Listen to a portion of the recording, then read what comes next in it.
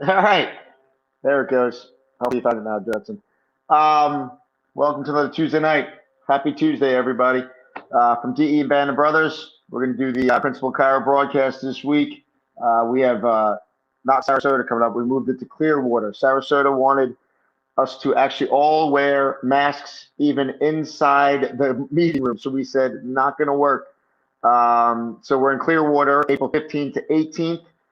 Go online. You'll find lifede.com to find out all the information. And we're back in Atlanta, August 12th to 15th. We should be back on right off Windy Hill at the Marriott. So as long as everything goes well there, that should work out great. Tonight, we've got a great freaking speaker, a great guy. He actually takes care of a lot of my friends' kids, which is awesome. Glowacki and then the Judsons. He might have a surprise for us tonight, who's with him, but I will leave that to him. But from Tampa, Florida, Dr. Jason Cherry, take it away, man. Appreciate you doing this.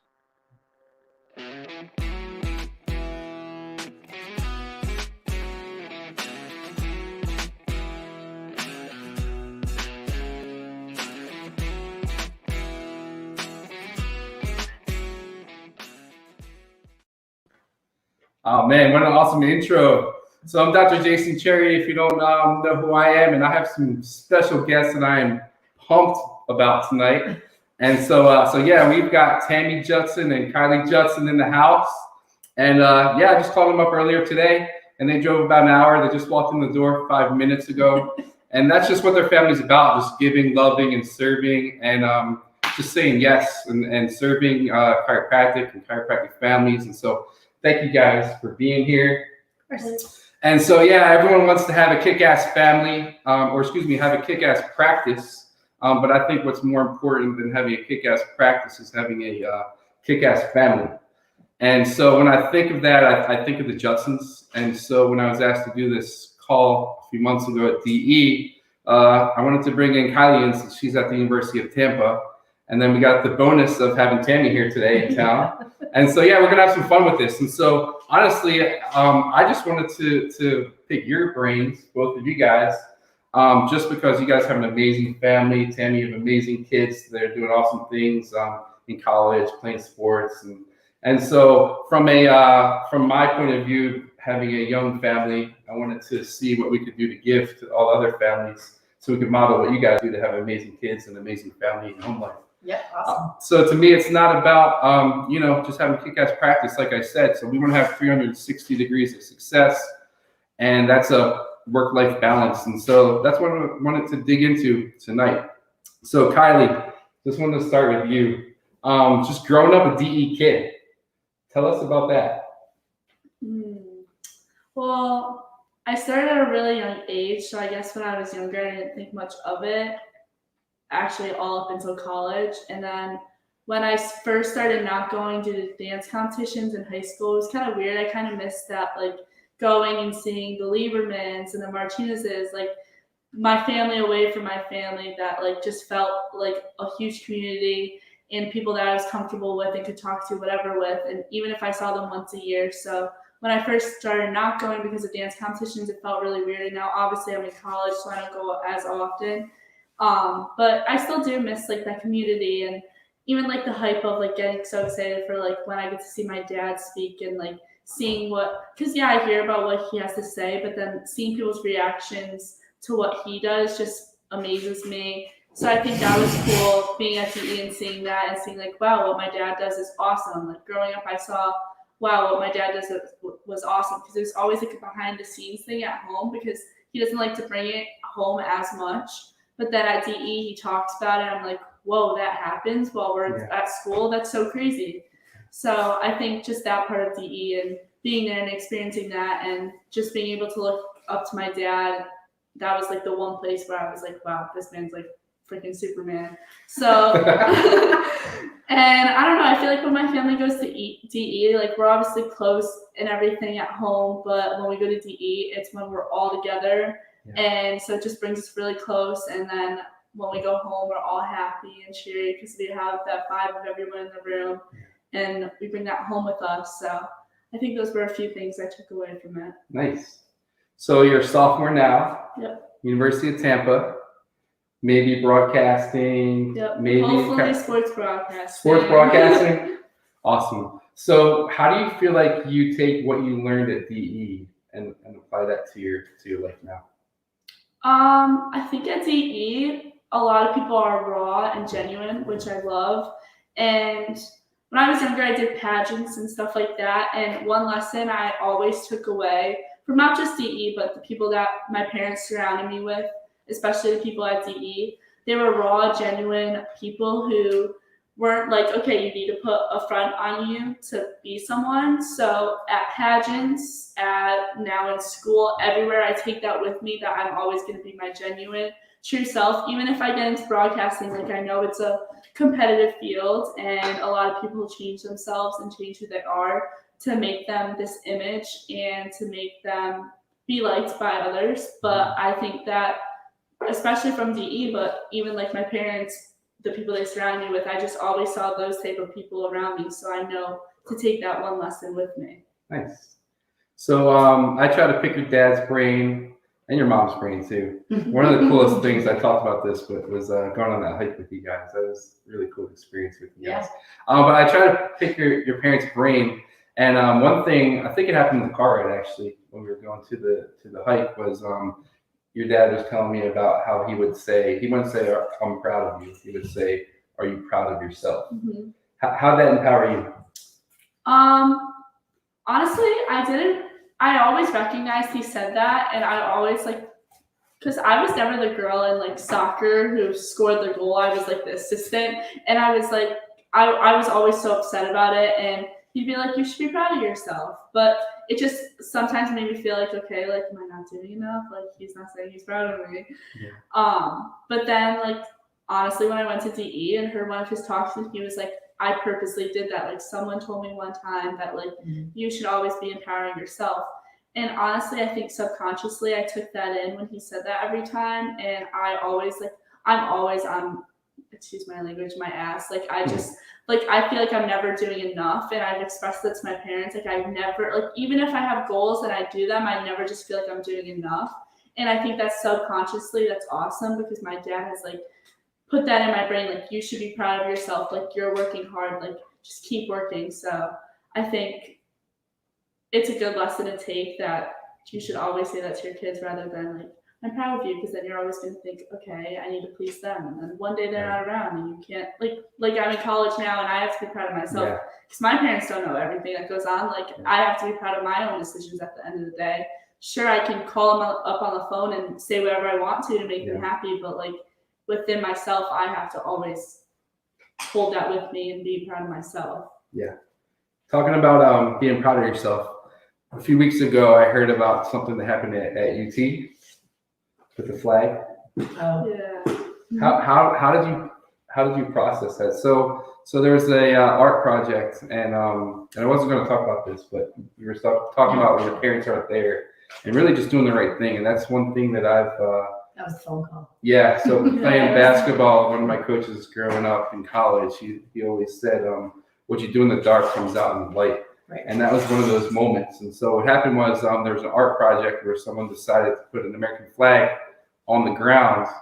And It was a professor. It was a professor. So a professor did this, and then they put a stand on top of the flag, right? And the stand was the shape of a swastika on the bottom. Wow. So how did you kind of process that, and what did you do? So I got the picture from my parents, and honestly, like, I don't care if you're a Republican, a Democrat, an independent, whoever you are. I don't care if you're so divided to the left, so divided to the right. I just think that you're living in this country. You have freedom. You have so many opportunities. And how could you not be proud of where you're living? No matter what's going on, no matter who our president is, be proud of where you're living and what you've done for yourself, especially my school. Like, I'm sorry, but there's a bunch of wealthy, like, stuck-up kids, and like, I can see they disrespect like what they have and just don't realize what's in front of them. And the fact it was a professor just really disappointed me, because I picked that school because I was proud of how they raise us and like how they want us to succeed. And I feel like showing that at our school is just not setting us up for success at all. It's raising us to be these demons, to disrespect something that's been around forever and shows where we live and shows the freedom we have. So when my parents sent me that, I didn't even want to call my dad. I knew they were livid.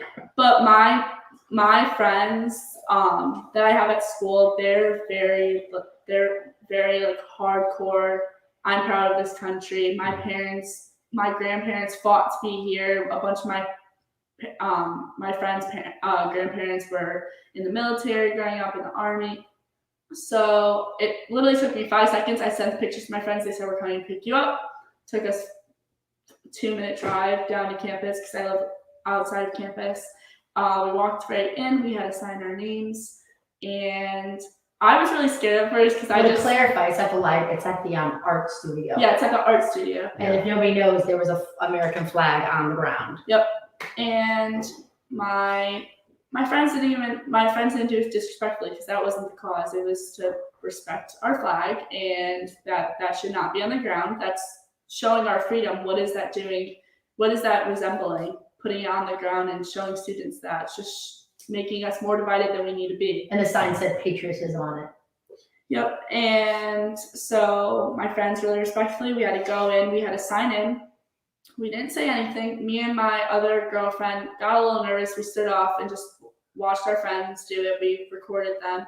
They very nicely picked it up, folded it, and put it on a bench. Military style. And military style. We walked out, didn't say anything to the people there, and a lady came running after us and started taking pictures of us. And we were like, okay, well, we're gonna get in trouble. Like we haven't gotten an email, Nothing. But lots of us wrote letters to it. And in the side tune of it, another parent and I, who's from Connecticut, who has a daughter who ran the Health Choice program up in Connecticut to fight for vaccine freedom, obviously, for not vaccinating, and medical freedom. She and I started a conservative parent page for New Tampa. I don't even think it's about. No, but we started conservative. Okay, you weren't trained. All I'm saying is I don't think it's about being a liberal or conservative. I think it's pure respect for our country, and that's something that resembles where we live. And I'm sorry if you're not happy living here and you're not happy with the choices, then take action. But don't disrespect something that goes many years back and has so much history behind it. That's just completely disrespectful. The reason we developed the page is because we put that post up that as everybody else agree that this is not an appropriate thing to have at the college. Our post got removed by someone on the Facebook group. So we felt like that was, obviously screening us in the sense of, okay, you don't want people to talk about it, but we have to talk about this is our country. Like, let's represent it. I personally think, I don't think the president knew. He did now because I wrote an email. We haven't gotten anything. So the coolest thing to me is just to see how you've been empowered your whole life. Like just at home, just watching your brothers and sisters and all you guys at DE, and then you're applying those principles to everyday life. I think the one thing that my parents have taught me growing up that I've taken with me the most is, sure, there's fear in the world, and to always keep it out in the back of your mind, but you live once. Like, you have to go for things and you have to stand up for what you believe in, because if you don't, you're just gonna, I hold this gut instinct in me where I'm just like, oh, I should have said that, or oh, I should have done that. I don't like that feeling. So just listening to Nate. Yep, that's what it's all about. So Tammy. Yes. So I was talking to Jill about things to ask you. And the first thing that came to mind really was how do you do it all?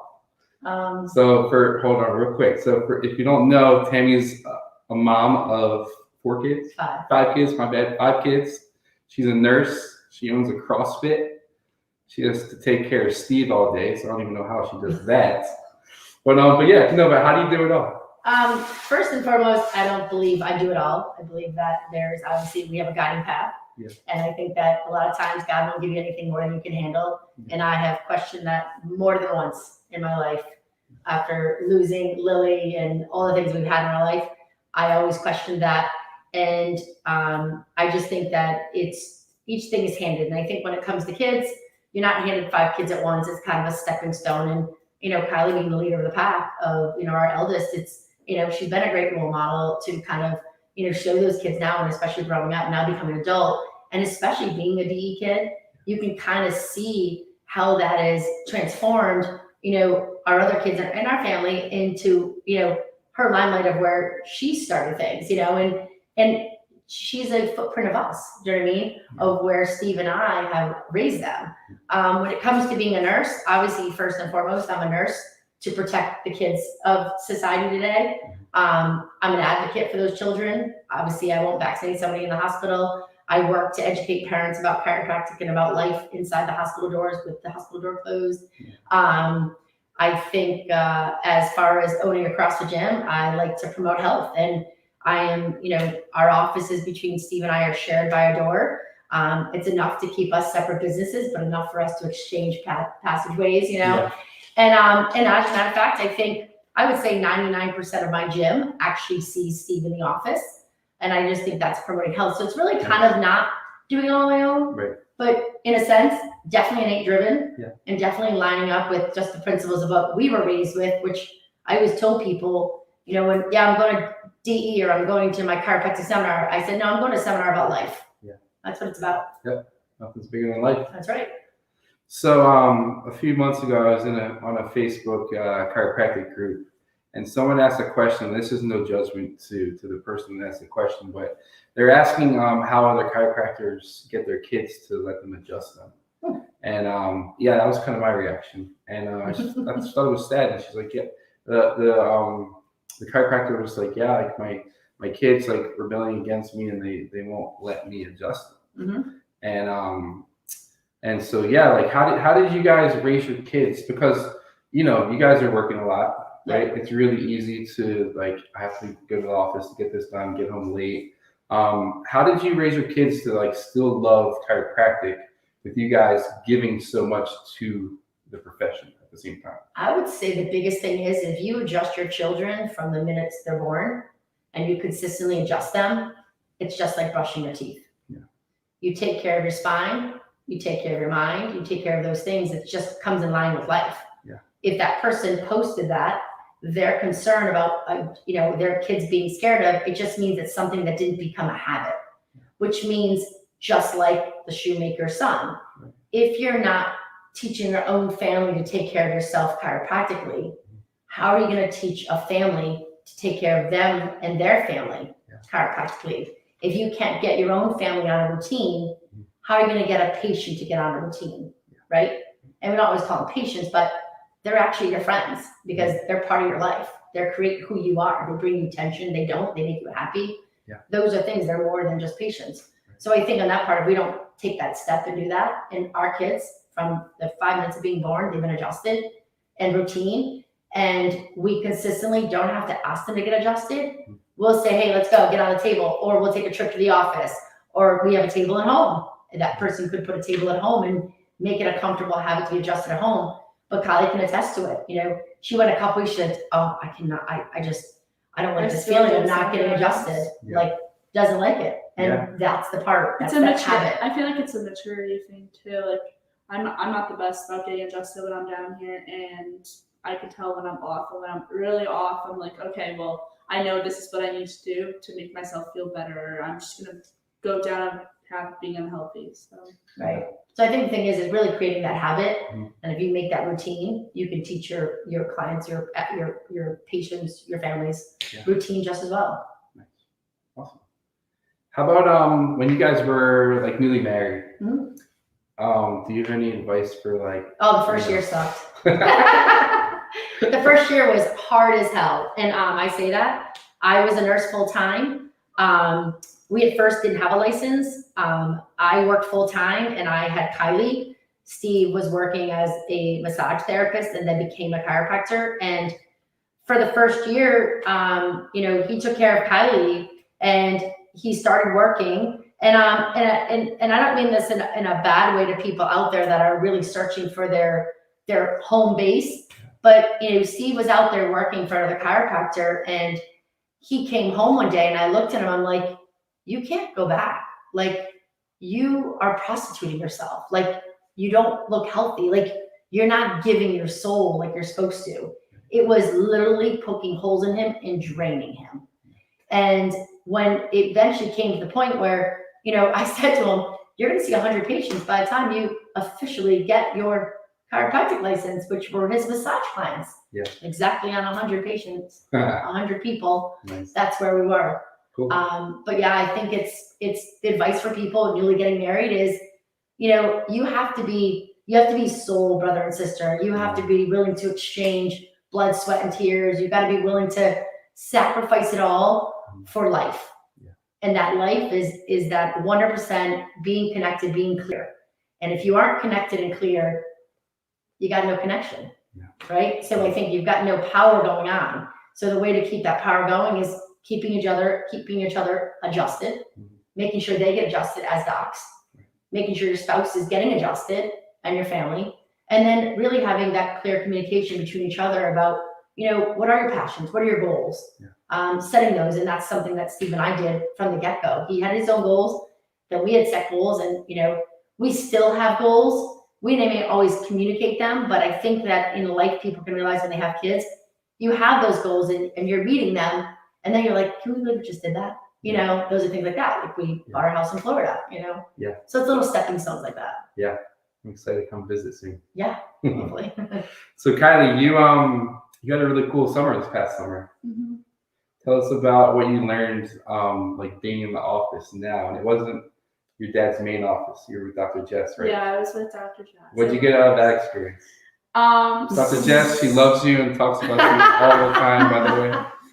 I love Jess. So I needed a job over the summer, and I had been working in the restaurant business, and it was just draining. Like I was just getting nothing out of it, and I just felt like I was just being pushed around by people because I'm a pushover, and people are like, oh, go do this, and I'm like, okay, I'll do that, and then I'd just be dead at the end. But my dad was like, well, we're actually looking for someone in the Farmington office, so I was like, okay, cool. Like it was kind of a hard commute for me, 30 minutes. I mean, it sounds terrible. You do that.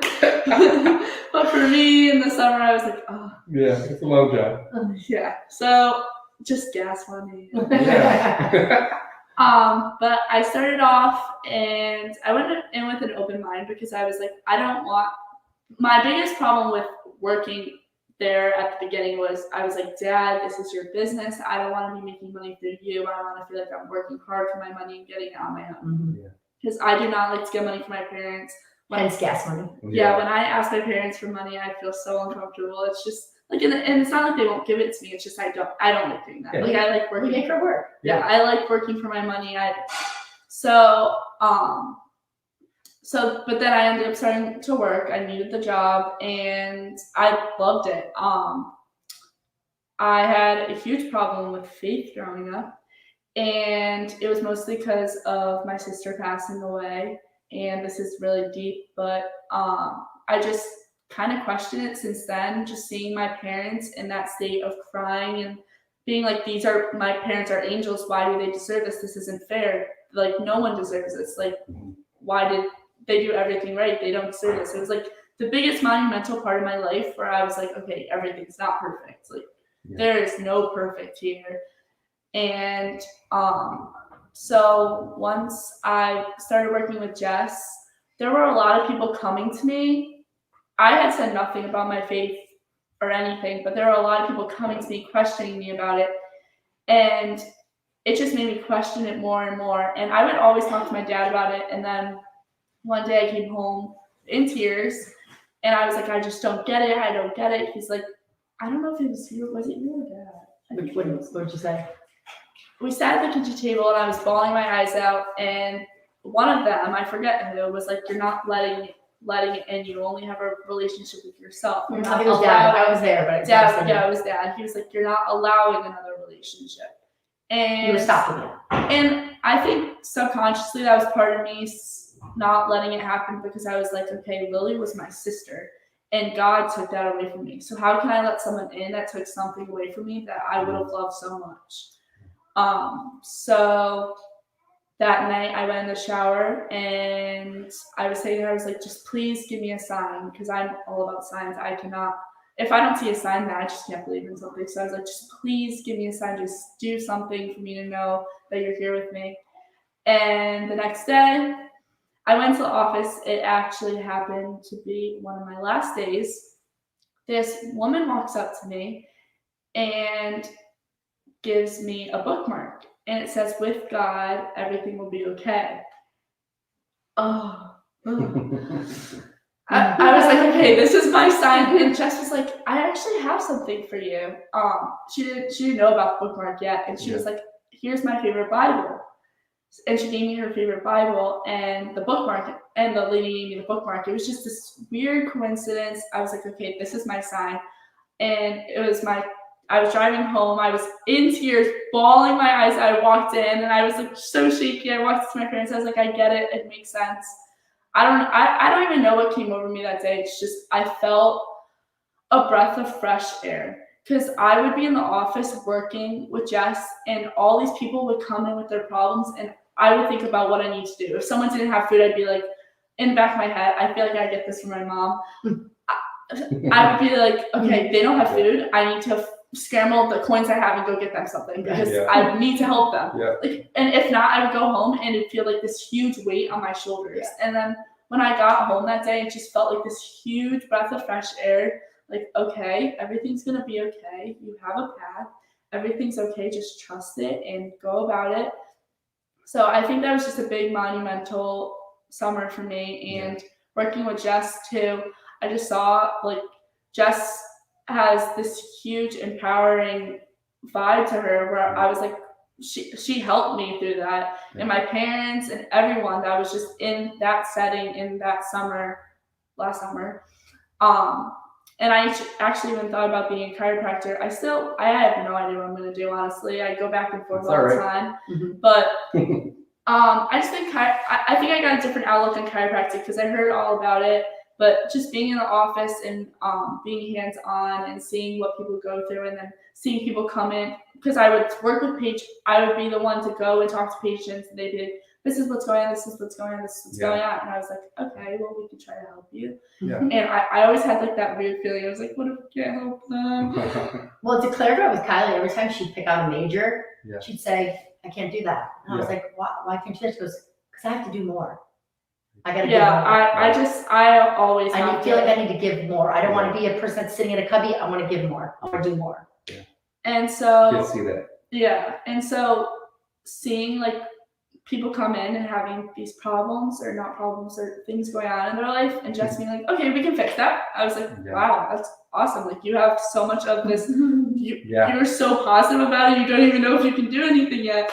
But then they would come back weeks later and they'd be like, this changed my life, and they would explain it, and it was just awesome to see. Because I would hear my dad talk about it, but then being away from him and seeing it hands-on with someone else was just cool to see that it actually does work and changes lives. That's awesome. So getting close to wrapping this up here. I have a question for you. What's that? Because for your might as well interview, since it's your show. Good. So one of the things I guess you can probably tell everybody is that you do take care of a lot of chiropractic children down here. The Martinez, Sophie, and Georgia Buaki, and Kylie. Mm-hmm. And obviously, we have a lot of trust in you and a lot of trust in our children with you, if that's the case too as well. Yeah. And so what would you give people as far as fellow chiropractors that are out there in other states and areas that their children might go to college there, and how can we be a resource to each other to say, hey, we should be reaching out and saying, hey, I'm in this area. Anybody's got kids out here. Yeah. Reach out. Yeah. I mean, honestly, I didn't think about that at all. My son's 6, so I wasn't looking that far ahead. Mm-hmm. And talking to Steve, like he told me a long time ago, he just had a vision where he wanted to just strengthen chiropractors, and just so that when his kids go out and move and go wherever they go and go to college and have families, that they have really great chiropractors to take care of them. And so at first I was just like, this is cool. Like, Kylie's coming into the office. Yeah. George is coming into the office. That's right. And then Sophia, and then George Lubitazzo in Jersey, his daughter comes into the office. There you go. And so I just thought it was cool. And then your husband shared that with me. And so it's just like, it's really special. And honestly, I think I learned a really great lesson from George, actually, because he texted me and he said, my wife is coming into town and she wants to bring our daughter to your office, and can you take care of her? And I was like, yeah, of course. And it was like Thursday or something. And he's like, all right, they're going to be there tomorrow afternoon at like 4:00. And I'm never ever in my office on Fridays at 4:00. And I'm like, oh, this sucks. Like, I got to stay till Friday's my day off. Like, I'll get in the morning. I'm like, man, it sucks. I'm like, all right, sure, I'll be there.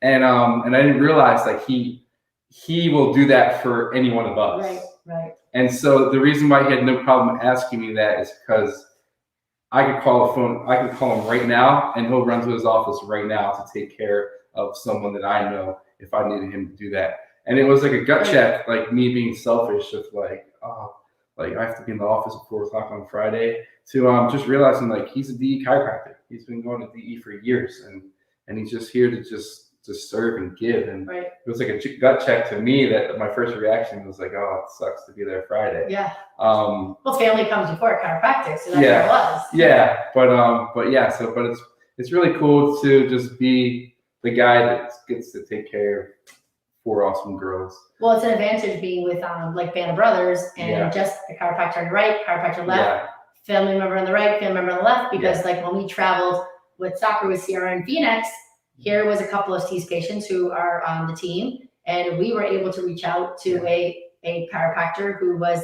in the area and get adjusted and connect with each other. And those are the things that happen with things like Band of Brothers and with DE, we're all connecting to each other, where we all will now visit and travel together, right? We'll all get together. We'll go to seminars together. We'll come over for dinner, things like that. So I think it's sharing time with each other, and we might all be 1,000 miles away, but we're literally just a 2-hour flight, or we're just a phone call away, or Jill and I FaceTime all the time. Things like that are important, keeps us grounded and connected. And I think the integral part of you taking care of all of them keeps them grounded and connected to us, because they can get disconnected in that college time. So I think that's a great thing. That was honestly my biggest takeaway from DE, and why I'm so grateful for DE, is just the community that we've been invited to. Like I got to DE, and I kind of stood in the back of the room, and I didn't really talk to a lot of people, and I just kept showing up, and you just meet more people, and you get to meet amazing people from literally all over the world. And it's like you can pick up the phone, and just any one of them will be there for you for anything. And it's really cool. It's really cool. Well, thank you for taking care of all of our kids. Oh, it's my pleasure. So we'll wrap this up, unless you guys have anything else you want to say. Hi, Dad. What's up, Steve? Someone hasn't been on the podcast yet. Just so you know, she didn't get invited to the podcast yet. So you might want to do that before you get in trouble.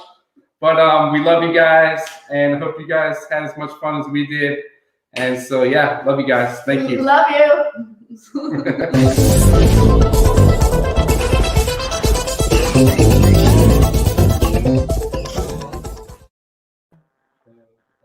Kylie, you rocked it, girl. Good job. Tammy, we knew you were, but Kylie, great job, man. I loved it. That was awesome to watch. That was awesome. You guys kicked ass. Jason, thank you, man.